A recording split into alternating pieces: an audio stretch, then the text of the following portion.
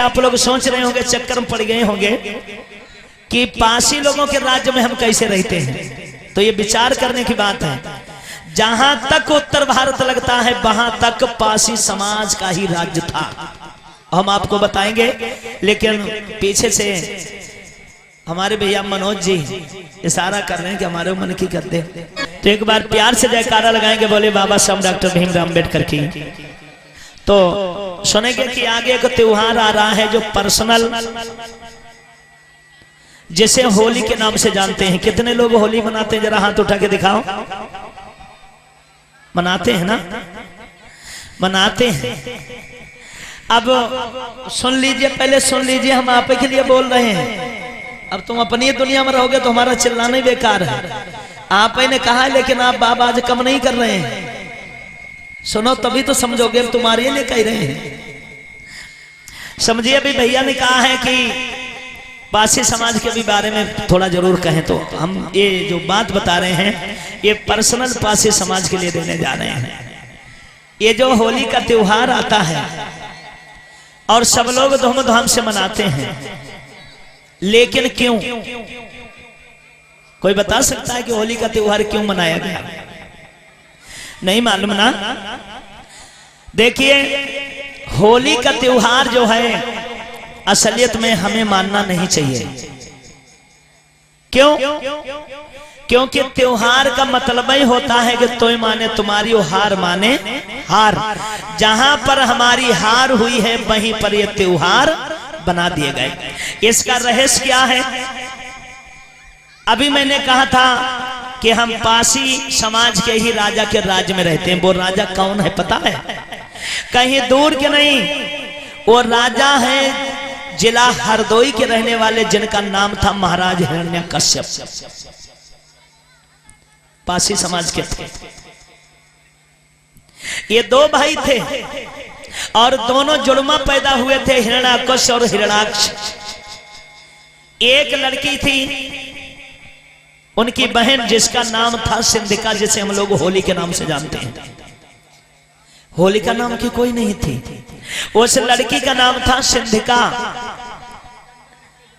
और उस लड़की के साथ में हुआ क्या?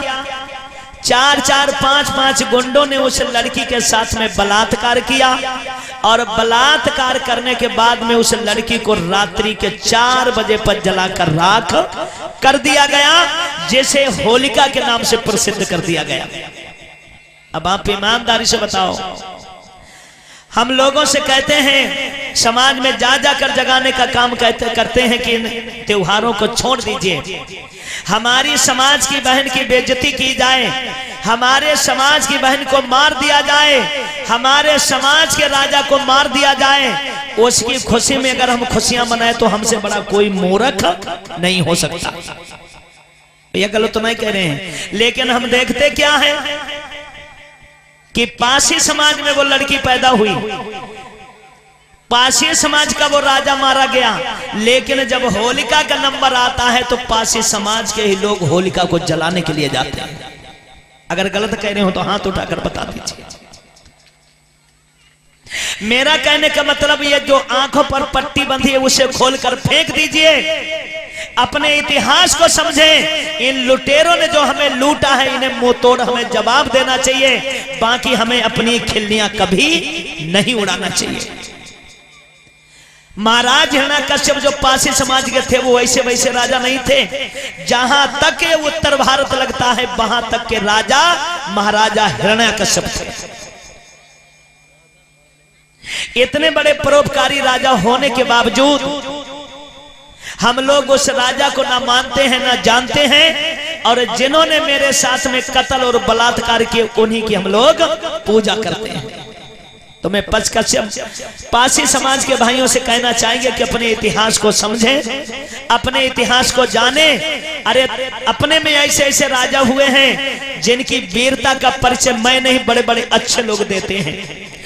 पासी समाज में ही हुए महाराज एकलव्य, जिनकी मैंने कथा रखी है, उनके जैसा कोई धनुधारी अभी तक दुनिया पर पैदा नहीं हुआ। पासी समाज में वीरांगना हुई उदा देवी, जिन्होंने इस भारत देश को अंग्रेजों से बचाने का काम किया, लेकिन उन्हें जानते हो नहीं जानते हो? जानते कि नहीं हो? 8 हाथ वाली को। अब सच कहने में पता यही लगेगा कि शास्त्री जी बुराई कर रहे हैं, इसलिए सच कहना थोड़ा गलत होता है। सच सबसे झेलता नहीं है। जिनकी पूजा करनी चाहिए, अगर तुम्हें देवी पूजनी है तो उदा देवी को पूजो। देवी तुम्हें पूजनी है, फूलन देवी को पूजो। जो अपने मान सम्मान की लड़ाई लड़ सके वो मेरे लिए देवियां हो सकती हैं, और वो देवियां नहीं जो हमारे समाज की गर्दन काटे, उनकी मैं पूजा नहीं कर सकता। आपको पूजना है, महाराज बिजली पासी को पूजो, सीता पासी को पूजो, महाराज हिरण्याकश्यप को पूजो, तब उद्धार होगा। जब अपना इतिहास जानोगे तब। पूजा का मतलब होता है पा माने पूरी, पू माने पूरी और जा माने जानकारी। जिस चीज की पूर्ण रूप से जानकारी हो उसी की पूजा करना चाहिए। पूजा तो किने? 8 हाथ वाली। ना अप्पा को पता, ना अम्मा को पता, ना उनके आदमी को पता, ना जाना है पता कहां से आई कहां चली गई, बहुत कुछ नहीं पता। हम मनाओ कहां कर रहे हैं? हम तो कह रहे खूब पूजो, खूब पूजो, लेकिन आज दुआ हम तुम्हें दे रहे हैं जो इनकी टेढ़े बेड़े हाथन वाली पूजा करते हैं, उनके घर में 9 लड़कियां पैदा हुए। 8 हाथ वाली चाहिए किसी को लड़की? हाथ उठा के बताओ किसी को चाहिए हो? नहीं चाहिए। लड़की 2 हाथों वाली नहीं चाहिए। पूजा करोगे 9 हाथों वाली तो हो ही नहीं गई। 8 हाथों वाली पैदा तो पता लगी पूरा सीता पुरो हली जाइए। हिंदू रीति रिवाज से गणेश की पूजा होती है। हम तो कहते हैं पूजो गणेश। तुम्हारे घर में गणेश से किसी लड़का पैदा हो? एक नहीं 2-4 पैदा हो। एक जाओ दरवाजे बैठे, एक बाद दरवाजे बैठे, खूब सूंडी हला में चाहिए। सूंडी वाला लल्ला हाथ उठाकर बता दीजिए। अब लल्ला सूंडी वाला किसी को नहीं चाहिए। लल्ला चाहिए अंबेडकर जैसा। अंबेडकर जैसा जब भी तो मिलेगा जब अंबेडकर की पूजा करोगे। अब आपको बुरा लग रहा होगा कि शास्त्री जी कह रहे हैं कि तुम्हारे घर में 8 हाथ वाली 9 लड़कियां पैदा हुए। गणेश जैसा लड़का पैदा हो तो ज्ञान की लड़ाई ज्ञान से। हम अकेले तुम्हें दुआ दे रहे हैं, तुम सब लोग मिलके हमें दुआ दो। हम बाबा साहब को पूजते हैं, एकलव्य को पूजते हैं, भगवान बुद्ध को पूजते हैं, रविदास को पूजते हैं। लगाओ दुआ, देव दुआ के शास्त्री जी हम तुम्हें दुआ देते हैं। तुम्हारे घर में अंबेडकर जैसा लड़का पैदा हो। हम छाती ठोक कर कहेंगे कि मेरे घर में अंबेडकर जैसा लड़का पैदा हो। लगाओ दुआ, कहो तुम्हारे घर में बुद्ध जैसा लड़का पैदा हो। हम गलियां फूलों से सजवा देंगे, मेरे घर में बुद्ध जैसा लड़का पैदा हो। ना हमसे दुआ ले तुम्हारे घर में गणेश जैसा लड़का पैदा हो। हाँ, सच थोड़ा कड़वा होता है। अब चाहिए लड़का चाहिए अंबेडकर जैसा पूजोगे, विकलांग विकलांग पूजोगे तो विकलांग ही पैदा होंगे। कोट पैंट वाले की पूजा करोगे तो कोट पैंट वाला लड़का पैदा होगा। बुद्ध की पूजा करोगे तो बुद्ध जैसा लड़का पैदा होगा। और सोड़ी वाले को पैदा करोगे तो सोड़ी वालों पैदा हुई। ध्यान रखो मेरी बात को। तुम ही लोग कहते हम नहीं कहा, हम नहीं कहते हैं, आप अंदाजा लगाओ। माताएं बहनें कहा करती हैं कि काले की परछाई पच जा तो लल्ला कारो होती। और गणेश की तुम पूजा कर तो गणेश से तो पैदा हुई है। भी गलत तो नहीं कह रहे हैं, इसलिए माफी चाहता हूं कुछ बुरा लग गया हो। मेरा निवेदन है कि सर्वप्रथम अगर भगवान बुद्ध बाबा साहब के मिशन को आगे बढ़ाते हैं तो इन त्योहारों को छोड़ें, अपने पर्व याद रखें। और हमारे समाज में बड़े बड़े अच्छे महापुरुष पैदा हुए हैं, उनकी सेवा करें। कहना चाहेंगे कि बाबा साहब एक ऐसे व्यक्ति थे कि उनकी करनी और कथनी में कोई अंतर नहीं था। जो बाबा साहब कहते थे वही करते थे, और जो करते थे वही करते थे। अब आप सोचेंगे ये कैसे, तो इस पर थोड़ा विचार करें। सबसे पहले तुम्हारे देश के अंदर कौन सा विधान चलता था? मनु का। मनु का विधान लागू था। मनु जी ने जब विधान बनाया, आज भी मनु स्मृति है, कोई पढ़ना चाहे तो पढ़ सकता है। मनुस्मृति में विवाह के बारे में लिखा, अनुलोम विवाह। उसमें नियम यह था कि शूद्र की लड़की के साथ में शादी करेगा, वैश्य शूद्र की भी लड़की के साथ में शादी करेगा और वैश्य की भी लड़की के साथ में शादी करेगा। अब आए छत्री, तो छत्री शूद्र की भी लड़की के साथ में शादी कर सकता है, वैश्य की भी लड़की के साथ में शादी कर सकता है, और ठाकुर की भी लड़की के साथ में शादी कर सकता है। अब रह गए पंडित जी, उनके लिए मनु ने लिखा कि ब्राह्मण शूद्र की भी लड़की के साथ में शादी कर सकता है, और ब्राह्मण वैश्य की भी लड़की के साथ में शादी कर सकता है, ब्राह्मण ठाकुर की भी लड़की के साथ में शादी कर सकता है, ब्राह्मण की भी लड़की के साथ में शादी कर सकता है। मनोज जी ने लिखा कि ब्राह्मण लड़की ले सबकी सकता है, लेकिन अपनी लड़की दे किसी को नहीं सकता। अब आप लोगों को ज्ञात होगा कि बाबा साहब ने महातालाब पर मनुस्मृति को जला दिया। अब इस देश को एक नए संविधान की जरूरत थी। बाबा साहब को संविधान जब लिखने को मिला तो बाबा साहब ने संविधान के अंदर अंतर जातीय विवाह के बारे में लिख दिया, यानी द्विजातीय विवाह के बारे में, कि कोई किसी के संग में शादी करो, कोई टेंशन नहीं है। लेकिन कब? जब दोनों पक्ष राजी हो तब। अगर एक पक्ष राजी, एक पक्ष नहीं राजी है, तो उसके लिए संविधान में धारा बनाई गई 376 के तहत फिर जेल की हवा आपको खानी पड़ेगी। दोनों पक्ष राजी हैं, आराम से शादी करो, कोई दिक्कत नहीं। संविधान लिखकर तैयार हुआ।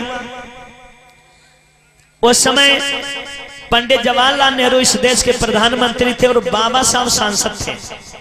बाबा साहब जब संविधान लेकर पहुंचे, पंडित जवाहरलाल नेहरू को दिया। पंडित जवाहरलाल नेहरू ने संविधान को पढ़ा और वो संविधान फेल कर दिया। बाबा साहब से कहा कि अंबेडकर, ये संविधान तुम्हारा गलत है। बाबा साहब कहने लगे इसमें गलत क्या है?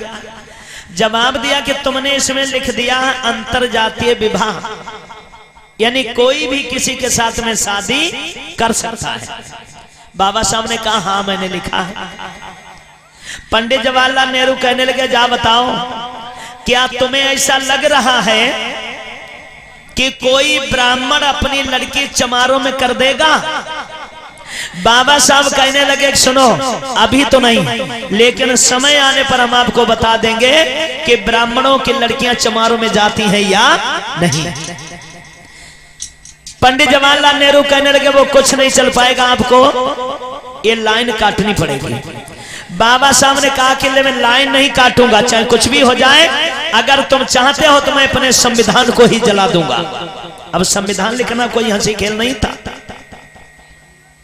आखिर को वही संविधान मान्य किया गया जो इस समय बाबा साहब के पास है। अब संविधान देश के अंदर लागू हो गया। बाबा साहब डायबिटीज के मरीज थे। बाबा साहब की शुगर गई बिगड़ी। पंडित जी की बहन सविताबाई अंबेडकर जिस अस्पताल में नर्सगिरी करती थी, उसी स्कूल में बाबा साहब को भर्ती करा दिया गया। अब बाबा साहब की देखरेख करती थी। औरतें इधर से नहीं जाती थी क्योंकि बाबा साहब की जो पत्नी थी रामा वो मर चुकी थी। तो सविताबाई कहने लगे कि साहब तुम्हारे घर से कोई औरत नहीं आती है तुम्हारी सेवा के लिए। बाबा साहब कहने लगे औरत हो तुम्हें तो आवे, वे तो पहले मर गए। सविता ने सोचा कि जा तो सीट खाली है, करते का हो। बाबा साहब कहने लगे मैं वर्तमान में सांसद हूं। सविता ने सोचा जब नरसगिरी करेंगे तो नरस ही बजेंगे, अगर बाबा साहब से शादी कर लेंगे तो ये मंत्री हम मंत्रियां बजेंगे। अब लोगों क्या हुआ कि बाबा साहब का जब कसके इलाज हुआ तो बाबा साहब की शुगर तो कंट्रोल में हो गई प्रधान जी, लेकिन वह आई लव यू वाली बीमारी दूसरी चालू हुई। यानी कि पंडित जवाहरलाल नेहरू की सगी चचेरी बहन कबीर सारस्वत ब्राह्मण की लड़की सविताबाई अंबेडकर बाबा साहब से आई। लेकिन एक बात याद रखें, अब आप लोग सोच रहे होंगे कि बाबा साहब ने बुढ़ापे में शादी क्यों करी। इसे भी सोचने की बात है, क्योंकि बाबा साहब का लक्ष्य था कि मैं पंडित जवाहरलाल नेहरू को दिखा सकूं और इन्हें जवाब दे सकूं कि देखिए ब्राह्मणों की लड़कियां चमारों में जाती हैं या नहीं। अच्छा, सविता को भी मालूम था कि बाबा बुढ़ो ही गो, इनसे उद्धार होने वाला नहीं है, फिर सविता माई ने क्यों शादी की? कारण ये भी है, अब वो अगर चाहती तो खूब तगड़ो तंदुरुस्त प्रधान जैसे आदमी ढूंढती, लेकिन उनने बाबा साहब को क्यों चुना? कारण वही था कि उन्हें जीवन नरस बन के गुजारना था, और बाबा साहब के साथ में शादी कर लेंगे तो मंत्रियान बन जाएंगे। दोनों का लक्ष्य अलग अलग था। आखिर को क्या हुआ? सन 1948 में परम पूज्य बाबा साहब डॉक्टर भीमराव अम्बेडकर ने पंडित जवाहरलाल नेहरू की चचेरी बहन सविताबाई अम्बेडकर के साथ में शादी कर ली। एक बार जोरदार जयकारा लगाएंगे, बोले बाबा साहब डॉक्टर भीमराव अम्बेडकर की। जब शादी कर ली तब बाबा साहब गए पंडित जी के पास में, कहने लगे, कहो पंडित जी, तुम तो कह रहे थे कि क्या ब्राह्मणों की लड़कियां चमारों में जाएंगी? अगर तुम बहस न करते तो हम तुम्हें को साला बना के नहीं छोड़ते। तो ऐसे बाबा साहब थे कि जिनने बहस की उनको ही साला बनाने का काम किया। एक बार जोरदार जयकारा लगाएंगे, बोले बाबा साहब डॉक्टर भीमराव अम्बेडकर की। तो बाबा साहब की बुद्धि को हम बहुत बहुत साधुवाद देते हैं। इसलिए कहना चाहेंगे कि अजब रही ओ बाबा, अजब रही भीम तेरी बुद्ध मनिया, अजब रही बाबा तेरी बुद्ध मनिया, बाबा तेरी बुद्ध मनिया अजब रहे, भीम तेरी बुद्ध मनिया अजब रहे।